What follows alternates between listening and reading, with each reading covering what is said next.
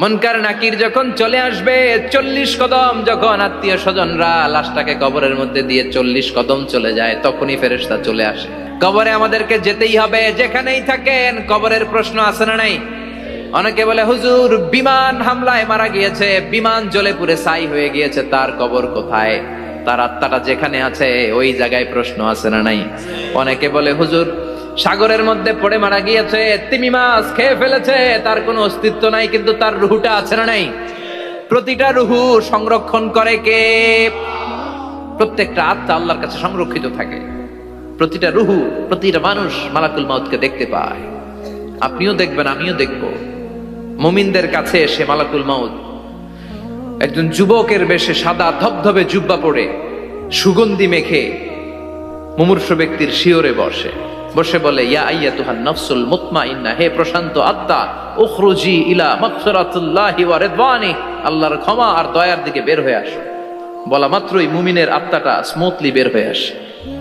কাফান মিন আকফানিল জান্নাহ, হানুত মিন হানুতিল জান্নাহ, জান্নাত থেকে আনা সুগন্ধি কাফনের মধ্যে পেঁচিয়ে তিনি রূহটাকে নিয়ে ইল্লিনে চলে যায়। সরাসরি দেখে মালাকুল মাউতকে। আর যারা ইসলাম বিরোধী, কোরআন বিরোধী, তাদের সামনে এসে মালাকুল মাউত ত্রাস সৃষ্টি করে। আগে ধমক। হাইওয়েতে মাঝে মাঝে ডাকাতি হয় না? বাসগুলোর মধ্যে যখন ডাকাতি হয়, বাসে থাকে 50 জন, ডাকাত ঢুকে 5 জন। এই 5 জনের ভয়ে সবগুলো পেশাব করে দেয়, কারণ ত্রাস সৃষ্টি করে। এসেই চাইনিজ কুড়াল দিয়ে আগে কুবায় দেয় 4-5 জনের। রক্ত দেখে কি দেওয়ার সব আগে রেডি করে রাখে।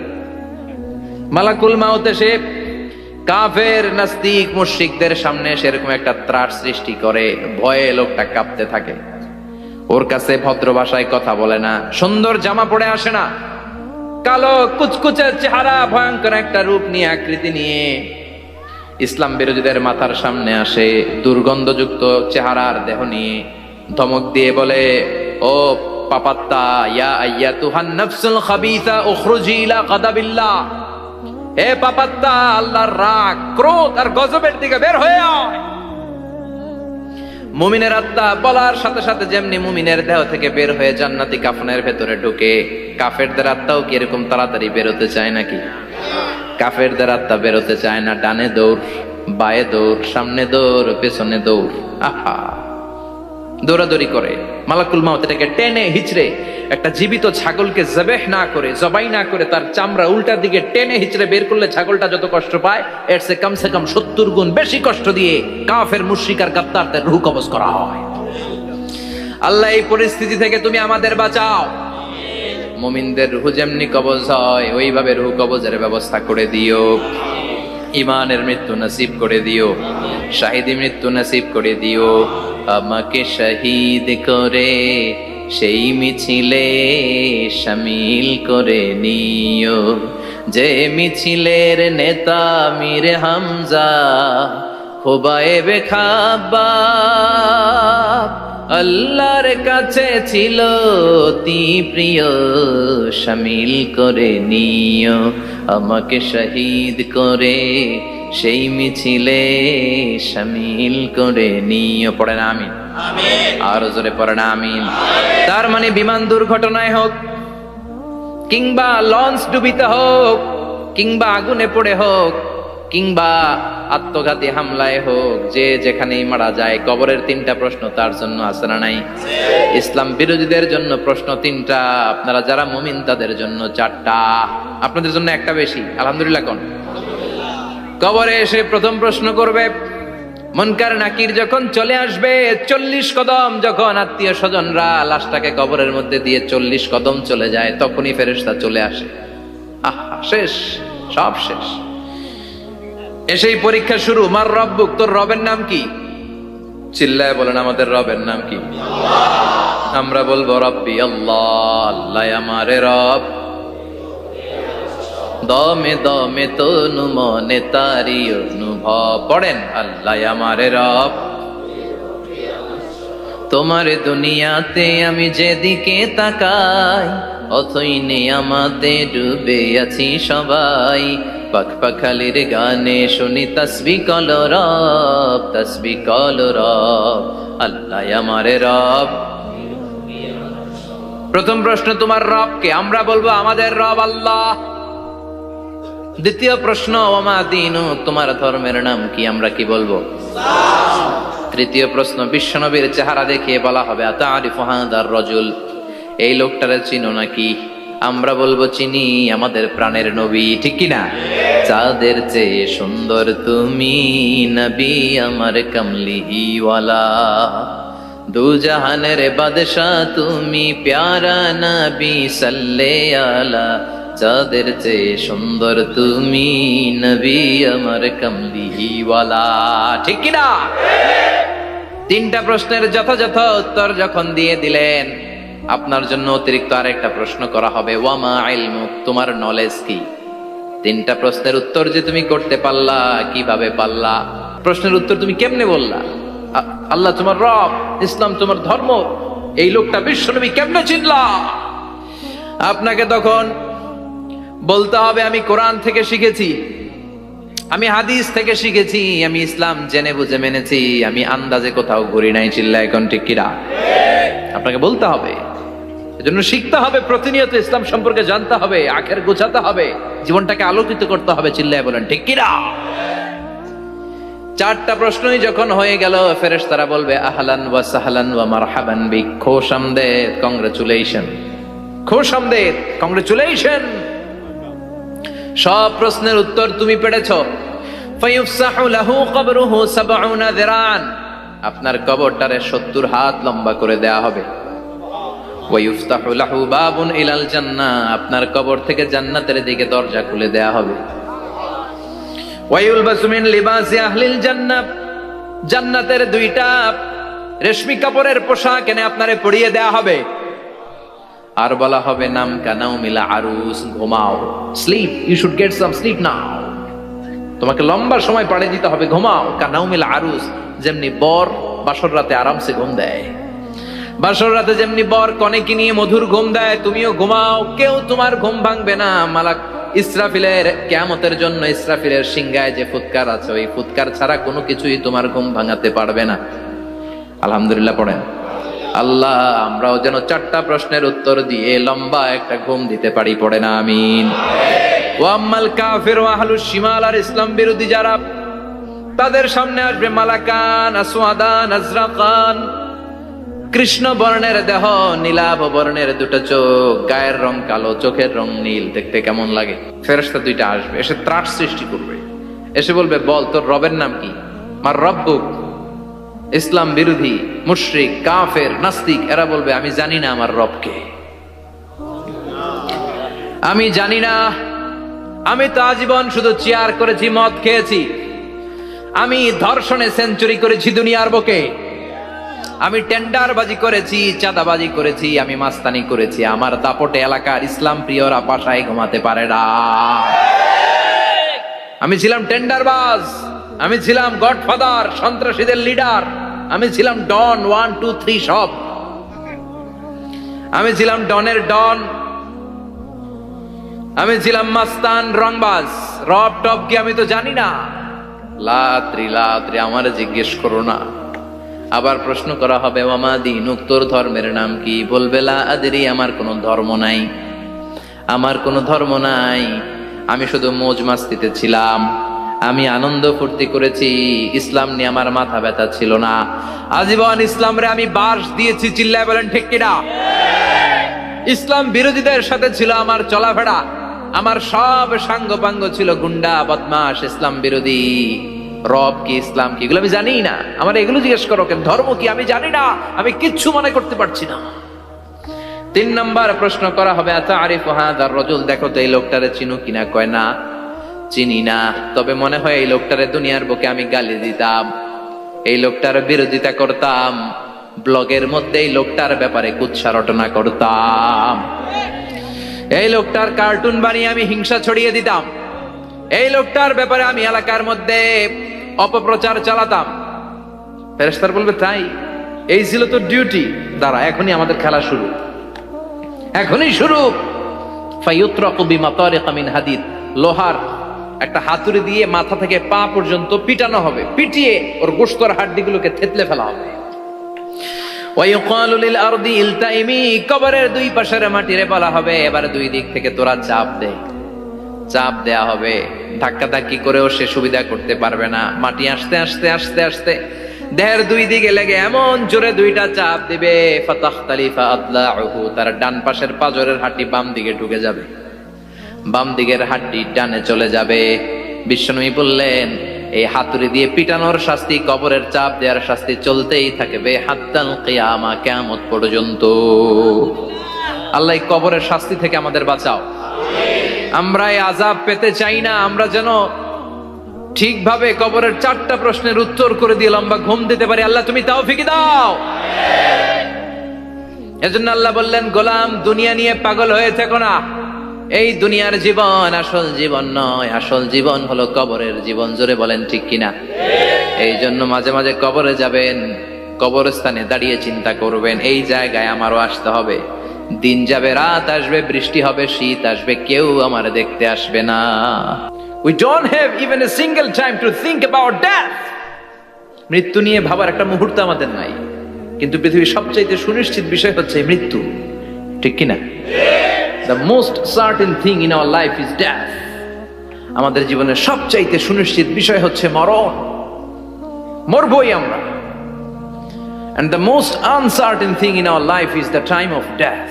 আর আমাদের জীবনের সবচেয়ে অনিশ্চিত বিষয় হচ্ছে মৃত্যুর সময়। আমরা জানি না মরবো, যে এটা জানি, জানেন না? কিন্তু কখন মরবো এটা জানি। এই সূরাটা আপনারে এই জিনিসটা জানান দিতে এসেছে যে দুনিয়ার সম্পদ, লোভ, লালসা এগুলো নিয়ে পড়ে থেকো না। এই যে আমাদের ফ্যামিলি, আমাদের বাচ্চা কাচ্চা, আমাদের এত টাকা পয়সার হিসেব, মাস শেষে বাড়ি ভাড়া, গ্যাসের বিল, এইটা সেটা, আপনি কি মনে করছেন যে আপনি চলে গেলে এগুলো থেমে থাকবে? কিছুই থেমে থাকবে না, সব চলবে আগের মতো, থাকবেন না আপনি। এজন্য শাহাদাত ফয়সাল ওনার ফেসবুকে সর্বশেষে লিখে গিয়েছিল, আমি হীন দুনিয়া, মানে এমন দুনিয়া যেটাতে আমি নাই। সব চলে, সকাল গড়িয়ে বিকেল হয়, শীত শেষে গ্রীষ্ম আসে, দিন শেষে রাত নামে, সব চলে, নাই শুধু আমি। চিল্লায় বলেন ঠিক কিনা? অনেক ব্যস্ত আমরা। এই দুনিয়ার পুরো জীবনটা এটা হচ্ছে লালসাময় একটা জীবন, লোভ, মরিচিকা, মায়াজাল। এই মায়াজালে আমরা আটকে আছি, ফলে মৃত্যুর কথা আমরা ভুলে গিয়েছি।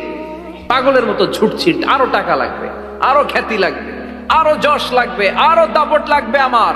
এত টাকা দিয়ে কি হবে? এত সম্পদ দিয়ে কি হবে? এত ব্যস্ততা দিয়ে কি হবে তোমার? স্টপ, থামুন, অনেক হয়েছে, আম্মা থামুন।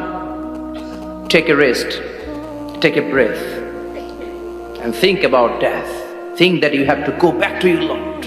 একটু বসেন না, একটু ভাবেন যে আমাকে চলে যেতে হবে, চলে যেতে হবে। এই কোলাহল, এই ব্যস্ততা, এগুলো থাকবে, থাকবো না আমি।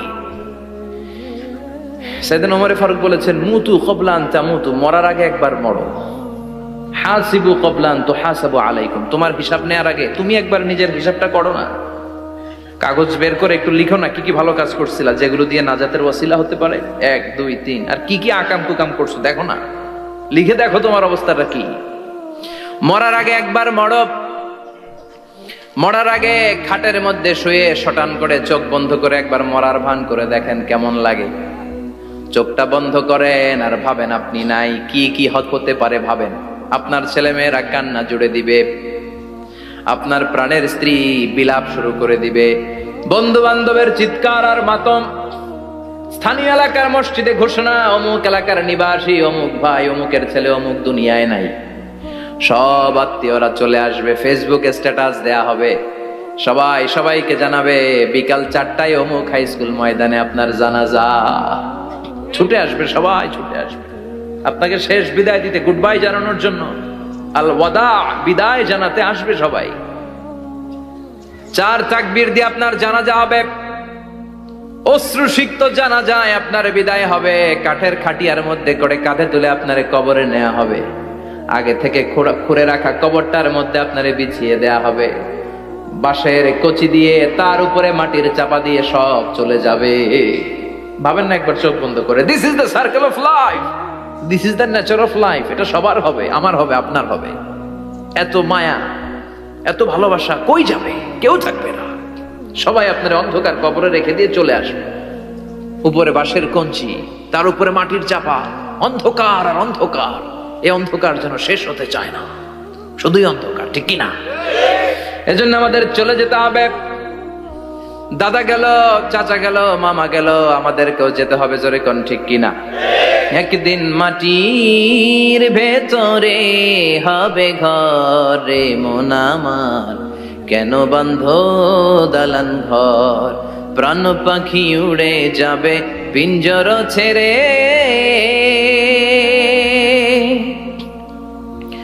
ধরা ধামে সবই রবে তুমি যাবে চলে, বন্ধু বান্ধব যত মাতা পিতা দ্বারা সুত সবই হবে তোমার পরে, মন আমার কেন বান্ধ দালান ঘর, একদিন মাটির ভেতরে হবে ঘরে মন আমার, কেন বান্ধ দালান ঘর, ঠিক কিনা? সব করে থাকবে, চলে যেতে হবে আমাদেরকে। এজন্য আখিরাতের কথা যেন আমাদের স্মরণ হয়। বিশ্বনবী বলতেন, নাহাইতুকুমান জিয়ারাতিল কবুর, আমি তোমাদেরকে কবর জিয়ারত করতে আগে নিষেধ করতাম, কিন্তু এখন নিষেধাজ্ঞা প্রত্যাহার করে নিলাম। এখন সব সময় তোমরা কবরের সামনে যাবা আর জিয়ারত করবা। কবরস্থানে জানতো বড়ুয়া কৃষ্ণপুরের এই গ্রামের কবরস্থান আছে? কোন দিকে? পূর্ব দিকে আছে, গোখরার জলের ওদিকে। যান আপনারা, একটু যাবেন, একটু গেলে আখিরাতের কথাটা স্মরণ হবে। ওখানে ছোট শিশুরা শুয়ে আছে, কিশোর যুবকরা আছে, আপনার মতো তাগড়া যুবক মুরব্বীরা আছে। এরা এই এলাকায় থাকতো, এরা আকাশ থেকে নেমে আসে না, এই এলাকার সন্তান আজ নাই। একটা সার্টেন পিরিয়ড শেষে আপনিও থাকবেন না। This is the nature of life, this is the circle of life.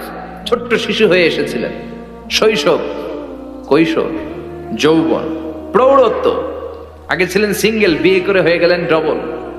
এরপরে আল্লাহ আপনাকে একটা মেয়ে দিল, এরপরে মেয়েকে বিয়ে দিয়ে শ্বশুর হলেন, এরপরে ওই মেয়ের ঘরে সন্তান হতে নানা হলেন। আর কতদিন? অনেক দিন হলো তো, অনেক লম্বা সময় পেয়েছেন আপনি।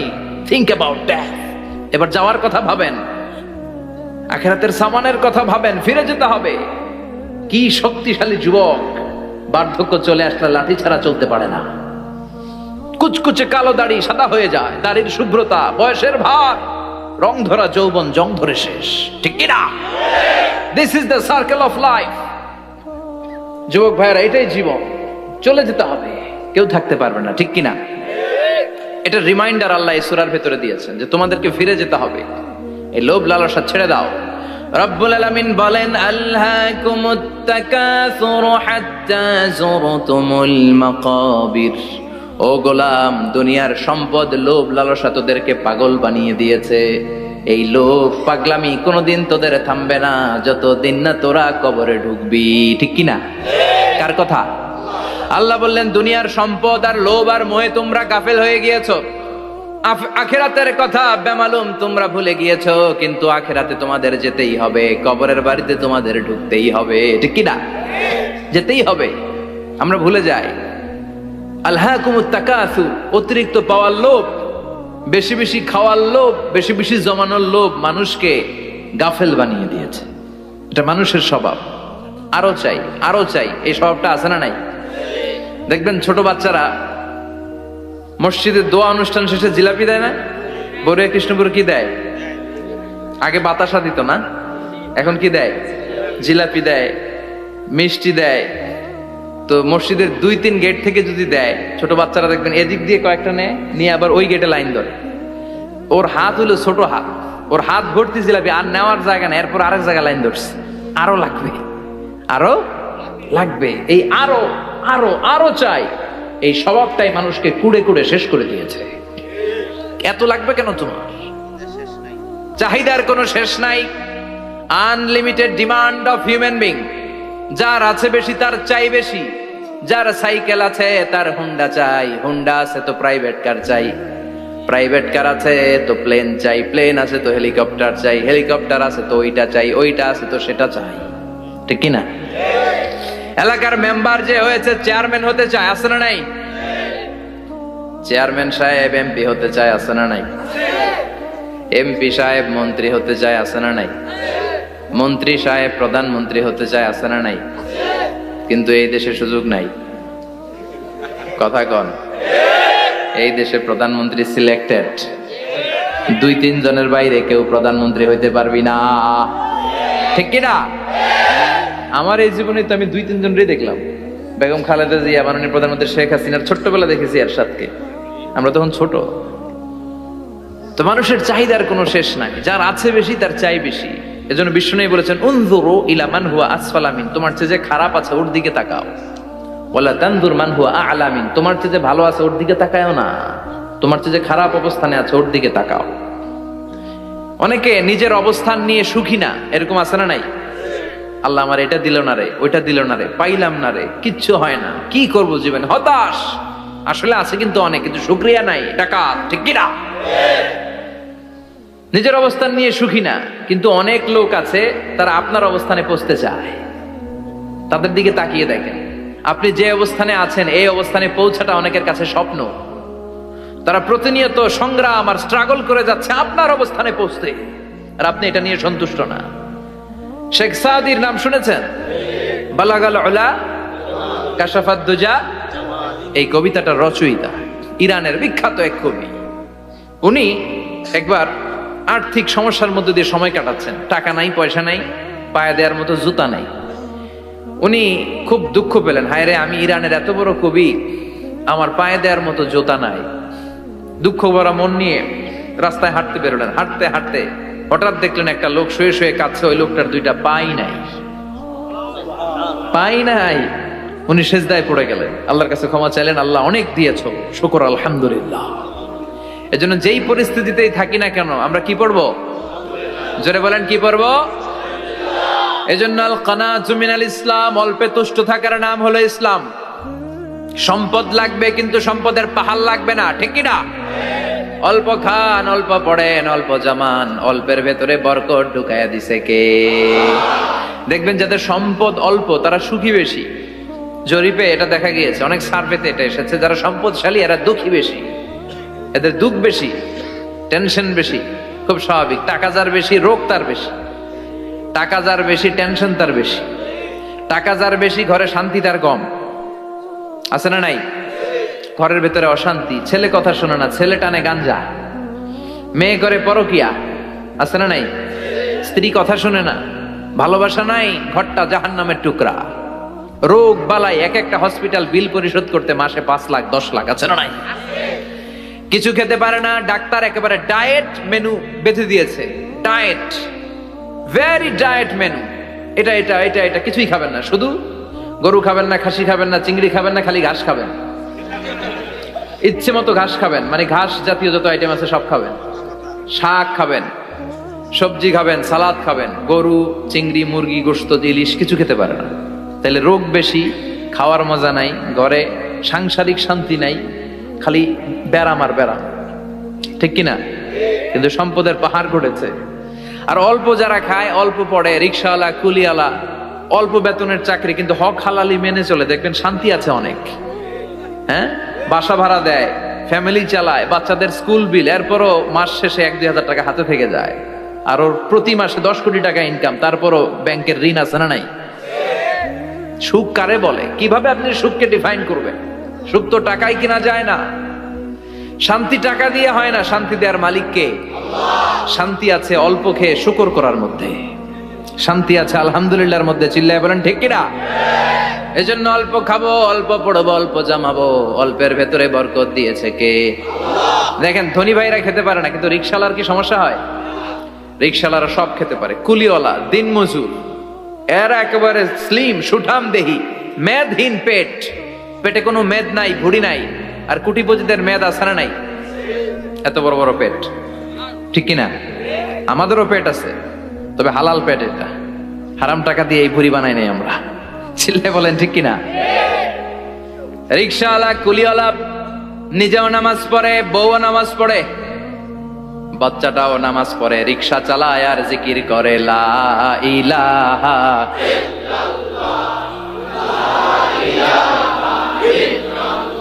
লা ইলাহা ইল্লাল্লাহু মুহাম্মাদুর রাসূলুল্লাহ সাল্লাল্লাহু। সুখ আর শান্তি, তাদের ঘরে সুখ।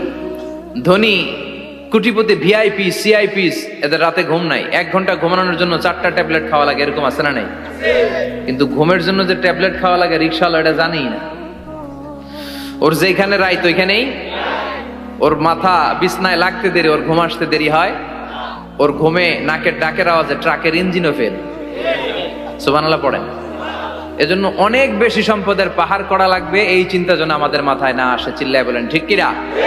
এজন্য রব্বুল আলামিন বলেন আল্লাকুমুত তাকাসুর হাত্তা যুরতুমুল মাকাবির। বেশি বেশি সম্পদ উপার্জনের আকাঙ্ক্ষা তোমাদেরকে আখিরাত থেকে গাফেল বানিয়েছে।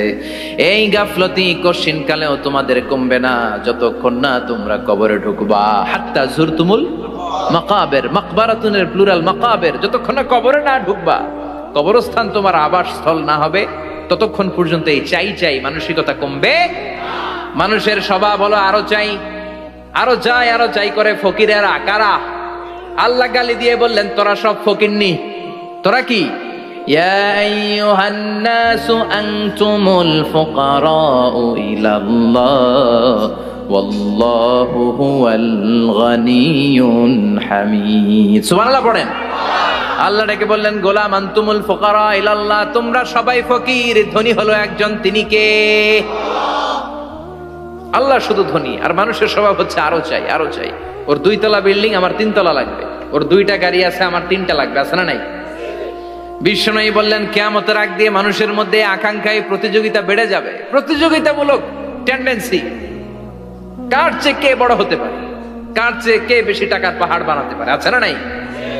বিশ্বনবী বললেন ওয়ান তারাল হুফাতাল উরাতাল আলাতা রিয়া আশ-শাইয়াতা তাওয়ালুনা ফিল বুনিয়ান। কিয়ামতের আগে এমন কিছু লোক যাদের গায়ে দেওয়ার মতো জামা ছিল না, পায়ে দেওয়ার মতো জুতা ছিল না, পেটে দেওয়ার মতো খাবার ছিল না, সমাজের কেউ তাদেরকে চিনতো না। হঠাৎ করে এই লোকগুলো ধনী হয়ে যাবে। And they will start to construct, they will compete to construct high rises building in the cities. শহরে গ্রামে এরা বড় বড় বিল্ডিং বানানো শুরু করবে। সরকার কাছাকাছি চলে আসছে। এই যে বিল্ডিং বানানোর প্রতিযোগিতা, কুমিল্লা শহরে আজ থেকে 20-25 বছর আগে 5 তলা 6 তলা একটা বিল্ডিং ছিল না, এখন 10 তলা 20 তলা। আছে না নাই? ঢাকায় আজ থেকে 20 বছর আগে 10 তলা বিল্ডিং খুঁজে পাইতেন আপনি? নাই। গোটা বিশ্বব্যাপী এখন টাওয়ার বানানোর প্রতিযোগিতা। বিশ্বনবী বললেন এদের কোনো টাকা ছিল না। পৃথিবীর সবচেয়ে বড় টাওয়ার এখন আরব দেশে, এদের কোনো টাকা ছিল না। আরব দেশের সৌদি আরব, কাতার, কুয়েত, বাহরাইন এখন স্বর্ণ আর তেলের খনি পেয়ে আল্লাহরে ভুলে যায়। এদের খাওয়ার মতো কিছু ছিল না। এদেরকে আমার দাদারে শুনতাম বলতো কাবলিওয়ালা বলতো। কি বলতো?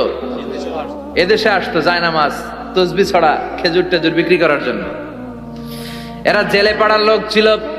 আরব সাগরের তীরবর্তী এলাকার মানুষ, সাগরের মাছ মেরে এরা জীবন ধারণ করতো। আল্লাহ এদেরকে তেলের খনি দিলেন, গ্যাসের খনি দিলেন, এখন তারা বড় বড় টাওয়ার বানায়। আছে না নাই? বুর্জ আল খলিফা, কি উঁচা বিল্ডিং, 828 মিটার উঁচু। জেদ্দায় আছে 1000 মিটার উঁচু কিংডম টাওয়ার। তাইওয়ানে আছে তাইপেডাং টাওয়ার, 101 তলা। মালয়েশিয়া আছে পেট্রোনাস টুইন টাওয়ার, 88 তলা। চায়নাতে আছে সাংহাই টাওয়ার, একটার পর একটা টাওয়ার। প্রতি বছর অ্যানাউন্স করতেছে যে ওদেরটা আছে আমাদেরটা বড় বানাবো। কাতার কয় ওরা বানাইলে আমরা পারবো না কেন, আমরা বানাবো আরো বড়। আছে না নাই? শাগালাতকুমুত তাকাসুর, যে আরো লাগবে, আরো বড় হতে হবে, এই টেন্ডেন্সি মানুষকে আখিরাত থেকে একেবারে গাফেল বানিয়ে দিয়েছে। চিল্লায় বলেন ঠিক কিনা? টাকার পাহাড় বানাতে চায়, দরকার থাকলেও চায়, না দরকার থাকলেও চায়। বর্তমান পৃথিবীর সবচেয়ে ধনী লোকটার নাম জানেন? কি নাম? হ্যাঁ, বিল গেটস। ওর যে কত টাকা ও নিজেও জানে না। ওর পকেট থেকে যদি $100 একটা বান্ডিল পড়ে যায়, এটা তুলতে ওর যত সময় লাগবে, ও না তুলে যদি হেঁটে যে আইডিয়া নিয়ে হাঁটতেছিল ওইটা নিয়ে হাঁটে, ওদিকে আরো বেশি ইনকাম হয়ে যাবে।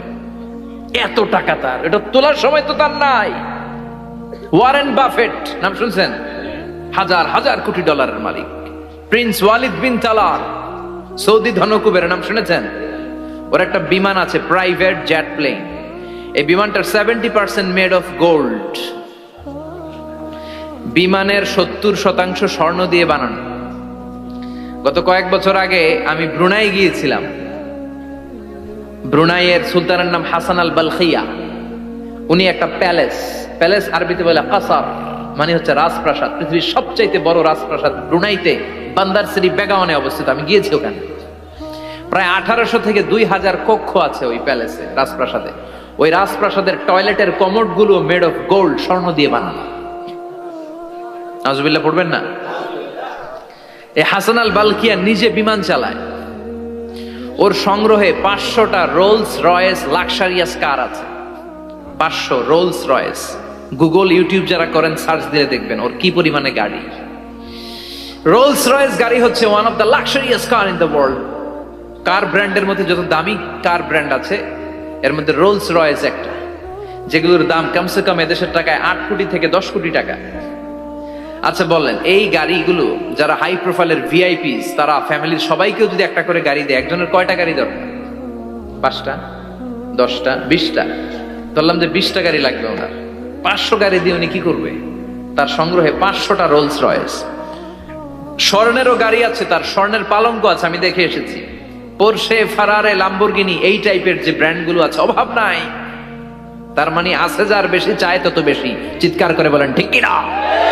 এজন্য আল্লাহ বললেন, আল্লাহকুমুত তাকাসুরু হাত্তা যুরতুমুল মাকাবির। দুনিয়ার লোভ তোমাদেরকে আখিরাত থেকে গাফেল বানিয়ে দিয়েছে। দুনিয়ার লোভ লালসার মধ্যে পড়ে আখিরাতকে বেমালুম তোমরা ভুলে গিয়েছো। এই গাফলতি কোনোদিন কমবে না যতদিন না তোমরা কবরে ঢুকো। ঠিক কি না? সম্পদ উপার্জনে ইসলাম বাধা দেয় না, কিন্তু সম্পদ হৃদয়ে স্থান দেয়া যাবে না। সম্পদ উপার্জন করতে হবে, খরচ করে ফেলতে হবে। বেশি সম্পদশালী হতে হলে আল্লাহর সন্তুষ্টির জন্য যাকাত দিতে হবে। কে দিতে হবে? দে যাকাত, দে যাকাত, তোর দিল খুলবে পরে, আগে খোলো খাত। দে যাকাত, দে যাকাত, তোরা দে রে যাকাত। ঠিক কিনা? দিল পরে খুলবে, আগে হাত খোলেন।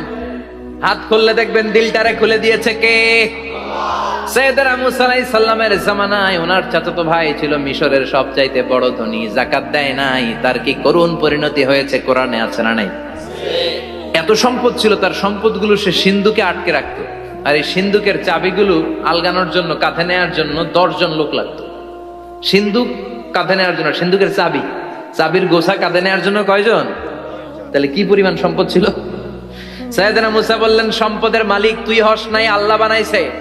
কারণ বলে, ইন্নামা উতিতুহু আলা ইলমিন ইনদি, আল্লাহ আমারে সম্পদ দেয় নাই, আমি আমার মেধা খাটিয়ে সম্পদ বানিয়েছি। যাকাত আমি দিব না। মুসা বললেন, তাহলে আযাবে পড়বি।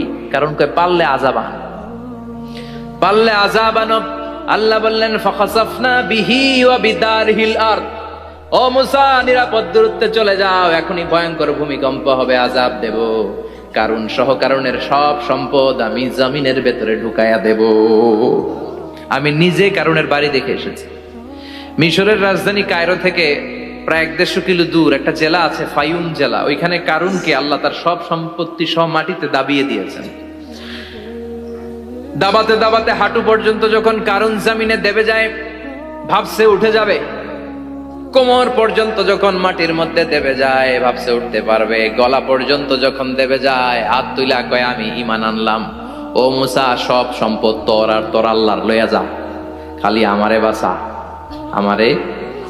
সব গাদ্দারদের একই পরিণতি। ফেরাউনরেও যখন আল্লাহ লোহিত সাগরে পানি খাওয়াতে খাওয়াতে পেটটা এত বড়, হাত তুলা কয় আনা মিনাল মুসলিমিন, আমি মুসলমান, আমি ভালো মানুষ। আল্লাহর কোরআন সাক্ষী, সে বলেছে আনা মিনাল বনি ইসরাইলরা যে আল্লাহরে মানে, আমিও তারে মানি, আমিও আল্লাহর দলের একনিষ্ঠ কর্মী। আর পানি খাইতে পারি না, আল্লাহ বাঁচাও। আল্লাহ কয় আরো খা। শেষ, ফেরাউন শেষ, নমরুদ শেষ, কারুন শেষ। পুরো সম্পদ সহ আল্লাহ কারুনকে জামিনের ভেতরে দাবিয়ে দিলেন। এজন্য সম্পদ যাদের বেশি, যাকাত দেওয়ার দরকার আছে না নাই? দারিদ্রতা বিমোচনের জন্য যাকাত দিবেন। যাকাতের শাড়ি লুঙ্গি এইভাবে না, অনেকে কিন্তু দেয় জাকাতের শাড়ি, জাকাতের লুঙ্গি, জাকাতের গামছা, এরকম ডাকাইত আছে না নাই? বাংলাদেশে এমনও হয়েছে, জাকাতের শাড়ি দিবে বলে সে পত্রিকায় নিউজ করেছে, আর ওই শাড়ি আনার জন্য শাড়ি দিবে 5000 মানুষ এসেছে 5 লক্ষ। পদপৃষ্ঠ হয়ে 11 জন নারী এক জায়গায় মারা গিয়েছে। কিয়ামতের দিন আল্লাহ বিচারের কাঠগড়ায় এই বিজনেস ম্যাগনেটকে দাঁড়িয়ে সেদিন জিজ্ঞাসা করবে যে কেন তুই এদেরকে কষ্ট দিয়েছিলি? চিল্লা এখন ঠিক কিনা? এদের মৃত্যুর দায়ভার এই শিল্পপতি এড়াতে পারবে না। যাকাতের শাড়ি, যাকাতের লুঙ্গি বিতরণের জন্য আল্লাহ তোমারে ধনী বানায় নাই। ধনীদের দায়িত্ব হলো গরিবের হাতে সম্পদ পৌঁছে দেয়া। ওয়া ফি আমওয়ালিহিম হাক্কুন লিসাইলি ওয়াল মাহরুম। গরিব আমার কাছ থেকে সম্পদ আর যাকাত নিয়ে সে আমার প্রতি করুণা করেছে। আমি যাকাত দেই বলে আমি কোনো দয়া দেখাই নাই। কথা বুঝতে পেরেছেন? আইডিয়াটা ক্লিয়ার করে নেন। যাকাত দেয়া আমার জন্য কি? কথা বলেন। ফরজ। আর যে যাকাত নেয় তার জন্য যাকাত খাওয়া কি ফরজ? আমি গরিব মানুষ, আমি যাকাত খাবো না, না খাইয়া থাকুম, রোজা রাখুন। কথা কন। আমার যে যাকাত নেওয়া লাগবে এমন কোনো কথা নাই, কিন্তু আমি যে ধনী আমার দিতেই হবে, এটা ফরজ। তার মানে আমি দিয়ে আমি দয়া করি নাই, ও নিয়ে আমারে বাঁচাইয়া দয়া করে গেছে। চিৎকার করে বলো ঠিক কিনা? ইসলাম বলে রাস্তার এক পাশে পাঁচতলা আর এক পাশে গাছতলা, এটার নাম ইসলাম না। খেটে খাওয়া মানুষ, সুবিধা বঞ্চিত মানুষদের দ্বারে যে তুমি যাকাতের টাকা পৌঁছে দাও। যাকাতকে ফরজ করা হয়েছে দারিদ্রতা বিমোচনের জন্য। আপনি শাড়ি লুঙ্গি দিলে কি হবে? ওরে শাড়ি দিচ্ছেন দুপুরে, রাত্রেবেলা ও আরেক জায়গায় লাইন ধরে আছে, বিরিয়ানির প্যাকেট দিতেছে ওইখানে। কথা কন। সারাটা বছর ও যাকাতের টাকা নেবে, ওর কিচ্ছু হবে না। বরং এমন কিছু তাকে করে দিতে হবে যেটা দিয়ে সে ফ্যামিলি লিড করতে পারে। একটা সিএনজি কিনে দেন, ওই ফ্যামিলিতে কোনো যুবক থাকলে সিএনজি চালায়া, অটো চালায়া ফ্যামিলিটারে চালাবে। একটা টঙের দোকান করে দেন, চায়ের দোকান, চা বিক্রি করে ফ্যামিলিটারে চালাবে। অস্ট্রেলিয়ান একটা গাই কিনে দেন, গরুর দুধ বিক্রি করে তার ফ্যামিলি চলবে। কিংবা মাছের একটা খামার করে দেন, মুরগির খামার করে দেন, ঠিক কিনা? ওমরে ফারুক বলতেন এমন ভাবে যাকাত দাও যাতে করে যাকে যাকাত দিয়েছে জীবনে কোনোদিন সেজন্য আর কারো কাছে যে হাত পেতে যাকাতের জন্য দাঁড়িয়ে না থাকে। এই বিধানটা কার? এজন্য আল্লাহ বললেন আলহাকুমুত তাকাসুরু হাত্তা যুরতুমুল মাকাবির।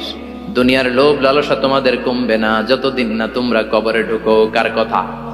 চিল্লায় বলেন কার? এজন্য দুনিয়ার প্রতি যে আমাদের লোভ, এটা কি বাড়াইতে হবে না কমাইতে হবে? এই দুনিয়ার জীবন এটা ক্ষণিকের। আমাল হায়াতুদ দুনিয়া ইল্লা মাতাউল গুরুর। এটা ভোগের সামগ্রী, আজ আছে কাল না, এটা হাতের ময়লা। দুনিয়ার এই জীবনের দৃষ্টান্ত হচ্ছে 4টা স্বর্ণের টুকরা আর 3টা লাশের মতো। স্বর্ণের টুকরা 4টা, চিৎকার করে বলেন তো কয়টা? লাশ 3টা, জোরে বলেন কয়টা? অনেক অনেক আগের যুগের 3জন যুবক জীবিকার তাগিদে তারা বের হয়েছে কর্মসংস্থান করে খাবে। পথিমধ্যে তারা গুপ্তধন পেয়েছে, স্বর্ণের বার পেয়েছে, তো বড় বড় 4টা পেয়ে তারা মহা খুশি। আমাদের আর কাজ করা লাগবে না, এগুলো বেচে আজীবন খাবো, সুখে থাকবো। তো 3জন মিলে বললো 4টা স্বর্ণের টুকরা 3জনের মধ্যে ভাগ করে দেওয়ার আগে একজন এক কাজ কর, বাজার থেকে কিছু রুটি নিয়ে আয়, খুব ক্ষুধা লেগেছে, খেয়ে নেই। একজনরে রুটি আনতে পাঠিয়ে 2জন মিলে ভাবে ওইটারে যদি মেরে ফেলতে পারি তাহলে তো তোর আর আমার মধ্যে কোনো ঝামেলা নাই। স্বর্ণের টুকরা কয়টা? তুই নিবি 2টা, আমি নেব 2টা। আর যেটারে রুটি আনতে পাঠাইছে ওইটা মনে মনে ভাবতেছে রুটির মধ্যে বিষ মিশাই নিয়ে যাব। কি মিশাবো? বিষ খাইয়া ওইটা শেষ, সবগুলো আমার। তো বিষ মিশায় নিয়ে আসছে, আর আগের পরিকল্পনা অনুযায়ী এই 2জন মিলে তাকে নৃশংসভাবে হত্যা করেছে। হত্যার পরে কয় প্রচন্ড ক্ষুধা লাগছে, লো আগে খায়া লই। 2জন মিলে বাজার থেকে আনা বিষ মাখানো রুটি খেয়ে ওই 2টাও শেষ। স্বর্ণের জায়গায় স্বর্ণ পড়ে আছে, স্বর্ণগুলো নেয়ার মতো মানুষ আর নাই, ঠিক কিনা?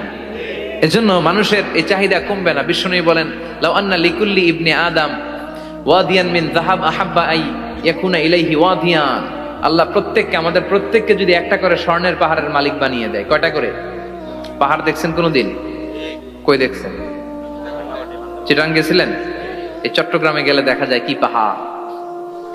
এই একটা পাহাড় স্বর্ণের, এক একটা স্বর্ণের পাহাড়ের মালিক যদি আমাদের এক একজনকে বানায় দেওয়া হয়, এরপর আমরা চাবো আরেকটা স্বর্ণের পাহাড়ের মালিক কেমন করে হওয়া যায়।